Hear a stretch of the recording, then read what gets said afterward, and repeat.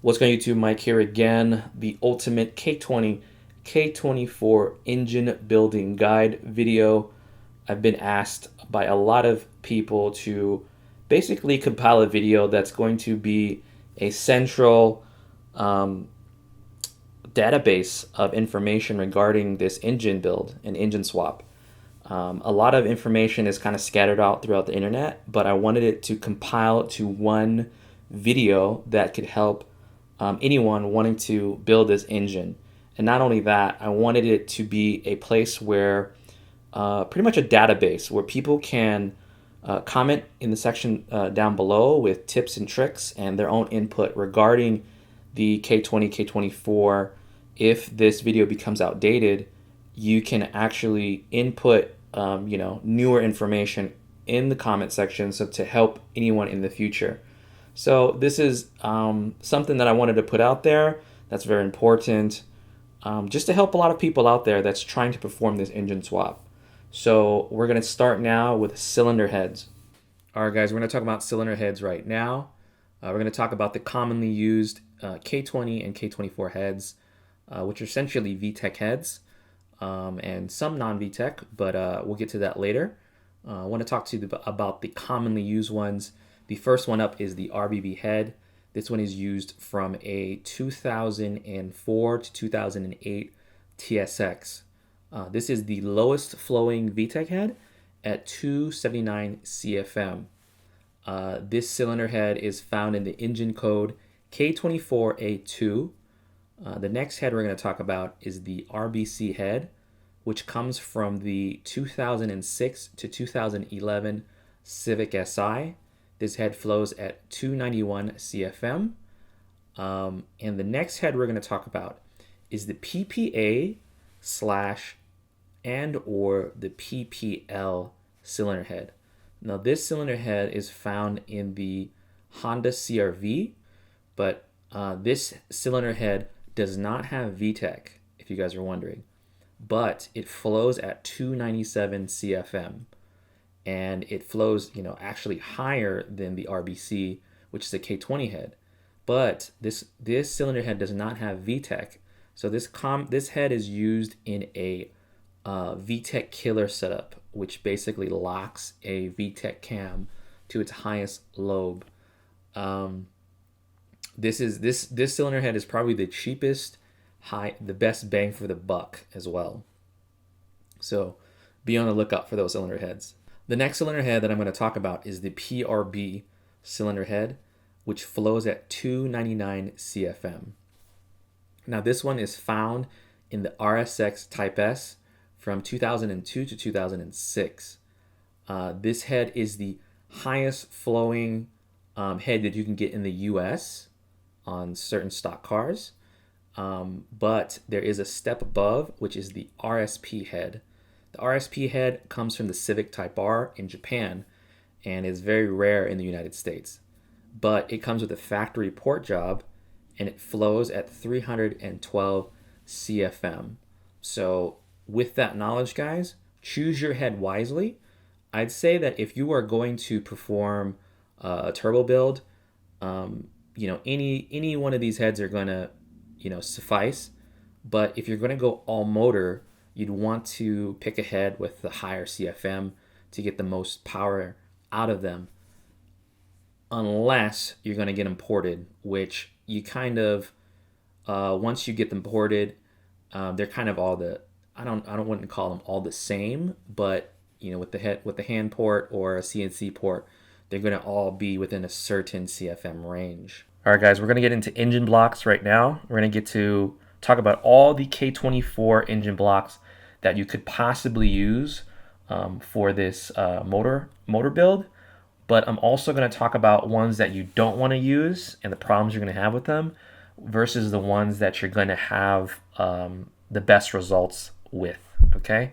Now, probably the best engine block that you can get from factory is the K24A2, which is the Tsx engine. The Tsx engine has the strongest factory rods out of all K24 engines. I would suggest anyone wanting to do a K-series swap if you want the best and cheapest bang for the buck, just throw a Tsx engine in it, and then you're golden. They have the strongest factory rods. They have 200 horsepower from factory, and they're fairly cheap. You can get them around $800 to $900. Now, that's probably the best short block that you can just slap on a stock K20 head on and have a lot of fun with. Okay. The next engine that I want to talk about is the K24A1 Honda CRV 2002 to 2006. Now, this engine is my preferred engine to use if you're just getting like a bare block and you have to buy the pistons and rods, etc., etc. It's almost, you can probably find them for half the cost you can for accurate TSX. And the blocks as well go for way cheaper than a TSX block. The best thing about this engine block, and this is the reason why I utilize it in my build, is that for those of you who usually are going to do this swap, one thing that everyone tells you to do is swap out the oil pump. The oil pump from all the K24 engines, if you want to rev higher, you swap in a Type S K20 oil pump. And the K24 oil pumps, they're run by balance shafts, and they rob you of horsepower. They're a lot heavier, they're a lot more expensive, and they're a lot more complicated. So everyone gets a Type S oil pump, okay? Now, when you decide to install this Type S oil pump, for every other K24 block, you actually have to cut the K20 oil pump in order to fit the block. And you have to notch the oil pump in order for it to fit. The only block you do not have to do that with is the K24A1 CRV block. And as you can see right here in the video, this is the block that I have, and it fits perfectly fine. And there's no need to cut open the oil pump or whatever like that. And that's kind of one of its perks. Other than that, the K24A4, which is a Honda Element Honda Accord engine from 03 to 06. If you use this engine block, if you have it in short block form with its stock rods and stock pistons, the pistons will hit the K20 head. So you have to swap out the pistons in order to use that short block, right? The K24A8, which is from the 06 to 08 Honda Accord, Honda Elements, same problem. The pistons will hit the cylinder head. And then the K24Z1 engine, which is from the 07-09 Honda CRV. This has a problem with the oil filter. You have to relocate the oil filter because it will interfere with the intermediate shaft, aka your axles. So there's this big headache where you have to relocate it, block off the oil ports on it. So it is more complicated to use. But if you get these at these blocks, the ones that I don't prefer, at a very affordable price, it might be worth it to, add it might be worth it to you. You know what I mean? And if you're going to change the pistons anyway, it doesn't really matter, right? So those are the complications for those cylinder blocks. All right, guys, just because we're mentioning the oil pump, I have included every OEM part number for the Type S K20A2 oil pump. This whole kit, you can search for any, go to your Honda dealership and give them these part numbers. They should be able to get you the right parts that you need, or you can order them online, and it comes with everything you're going to need in order to install a K20 oil pump. Now, if you guys intend to rev up to 9,000 RPM, I suggest getting this. If you do not, you're probably going to keep it under, I'd say, 8,000. You will not need to install this K20 oil pump. So including that, I'm going to also tell you that when you do a K20, K24 build, you need to plug this oil jet that's in the block. And this oil jet needs to be blocked for adequate oil pressure. So if you don't do this, there could be problems with oiling of your engine and or VTEC.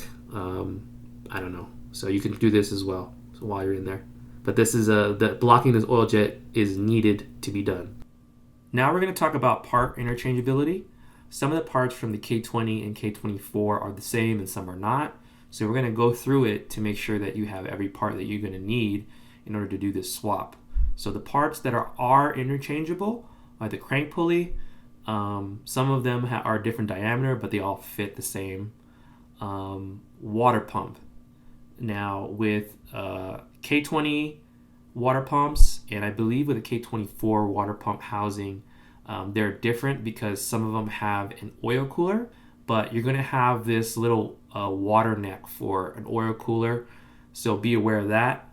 Oil pan, the oil pans are the same. Some are made out of steel, some are thicker and made out of aluminum. Depending on what pan you need to use, I believe with the K20 oil pan, you're going to need longer oil pan bolts. Like the steel ones are a lot shorter, so if you go with the aluminum one, you're going to need longer 10 millimeter bolts. Head bolts, head studs, they're both the same, and you can reuse ones. We would recommend using a new ones because old ones stretch, but I've reused head bolts, head studs in the past, and if it wasn't boosted, if the motor wasn't boosted, I never had a problem. So parts that are not interchangeable. Timing chain. The K20 chain is too short because of deck height, so you're going to need to get a K24. I'm going to include the part number on the thing below. Timing chain cover. Again, the K20 cases are too short. Dipstick. The K20 dipstick is too short. And K20 head gasket.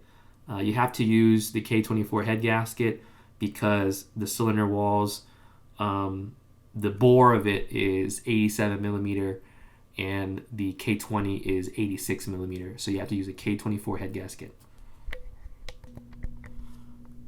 That pretty much covers the engine build itself, but I want to talk about miscellaneous things that you guys might have questions on regarding a K-swap. One thing I want to talk about is intake manifolds. Now, there is two styles of K-series head design as far as intake manifolds are concerned. If you want the best bang for the buck intake manifold, it is the 2006 to 2011 Civic Si RBC intake manifold. With this intake manifold, you can probably get them online. I'm going to put another part number on it as well. They're around like $200, the higher $200 range. Best flow, best bang for the buck. Other intake manifolds don't really compare price-wise around that price range. Like Honda knocked it out the park. Like it's like $200 and you get like one of the best flowing K-series intake manifolds. Great for high revving. It's going to suffer low end. But anyway, let me talk about one of the problems that people have. So depending like the original K20 head, like a Prb head, the water neck is separate from the intake manifold. I'm going to show a picture to explain that. Whereas when you go to the newer Civic Si 2006, 2011, they integrate the water neck into the intake manifold. So what a lot of people do is they cut off the water neck part on the RBC intake manifold, and then they adapt it into the K20 head. The bolt pattern is the same. It's just the water neck section is different. So that's kind of something that people do all the time, and so you're going to see pre-modified or modified RBC intake manifolds. So it's easy to do yourself if you just have a grinder and like a saw or something like that. It's pretty easy to do. If you want the best flowing OEM intake manifold, it is the RRC intake manifold, and this is like a Type R intake manifold, and it's pretty rare to get. I've seen some on the market, and they range like around like $600, like from Japan or something like that, like six to 800 or something, depending on it. But for that price range, if you want a better intake manifold, there's no question the Skunk 2 Ultra and Ultra Race manifolds. The design on those things, they give you a lot of horsepower. That's the one that I'm running. And if you want the best intake manifold that you can get, you'd want a center feed intake manifold. There's a lot of them floating around. Skunk 2 makes one. I think I forgot the name of the other one. Like, it has an XX, like excessive, and then I think Prianto has one. But anyway, those are the types of intake manifolds that are out there. If you want the most horsepower, the center feed is just kind of awkward because now the placement of the throttle body is in the center, and it kind of throws everything off. So you have to be custom with that. But it does provide the best power because it provides equal flow to each of the cylinders. Now, as long as we're getting into the intake manifolds, I want to talk a little bit about the throttle bodies. In the K-series engines, some of them have manual cable-driven throttle bodies, and that's a majority of all the swap cars, the older cars, like pre-2000 cars, Civics, people who have MR2s. They all want those types of throttle bodies that are manual. And then there are drive-by wire throttle bodies, which are like electronically controlled. So the newer gen engines, I believe past 06, are all drive-by wire. So people convert all the throttle bodies to manual cable-driven throttle bodies. So there's drive-by-wire, drive-by-cable. So those are the issues that you're going to have. If you have a newer car that is, has an electronic pedal, you're going to need, drive-by-wire. And then if you have an older one, you want to drive-by-cable. So that's kind of the lowdown on intake manifolds. As far as headers, there's many headers out there. As far as I'm concerned, the bigger the better. You want a minimum 3-inch exhaust on your K-series motor if you decide to run an exhaust, and you want really big primaries on your header. Big tubes on the header. Get all the exhaust out of there as quick as possible. You're going to make the most horsepower. But I don't know. I think that's it. As far as K-series are concerned. If you have any questions, please comment down below. Leave a message or leave a comment. I'll try to answer every single message I can. And if I don't, I'm sure somebody will chime in, and we'll try to make sure we correct each other on the correct answers for everything. So don't get alarmed. I know some of my people are going to make sure that everyone gives the right information when it comes to this, so that everyone can have a really fast K-series and send it. Anyway, thank you guys. Please like, please subscribe. Until next video, take care. Peace.